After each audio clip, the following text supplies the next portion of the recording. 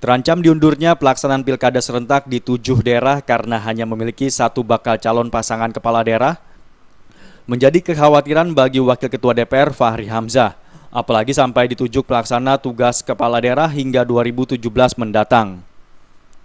Fahri pun menyarankan agar Presiden Jokowi segera menerbitkan peraturan pemerintah pengganti undang-undang atau Perpu untuk memperpanjang masa tugas kepala daerah incumbent hingga 2017 mendatang. Menurut politisi senior PKS ini, perpanjangan masa tugas kepala daerah incumbent diperlukan untuk menghindari terjadinya penunjukan pelaksana tugas kepala daerah yang pelaksanaan pilkadanya terancam ditunda.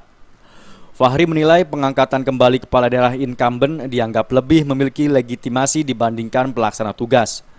Namun usulan Fahri ini ada catatannya, yakni jika Perpu perpanjangan masa tugas kepala daerah incumbent, maka untuk pilkada 2017 mendatang, kepala daerah yang diperpanjang tersebut tidak mencalonkan kembali karena sudah terhitung 2 periode. Setelah tadi itu yang lebih kuat begitu, maka saya setuju juga itu dilakukan. Tapi yang pertama yang lebih mudah adalah incumbent-nya saja itu yang diperpanjang. Karena kalau menaruh PLT dari pejabat birokrasi, masalahnya adalah birokrasi di bawahnya nanti nggak akan hormat kepada dia. Gitu loh. Sehingga kemudian kelompok-kelompok dalam birokrasi terjadi. Orang itu jadi nggak ini gitu loh. Kenapa nggak hormat seperti itu, Bang? Apakah karena kewenangannya sempit atau gimana? Karena dia PLT gitu. Dan dari teman-temannya sendiri gitu loh. Ya kan? Makanya saya bilang itu presiden memperpanjang yang incumbent aja.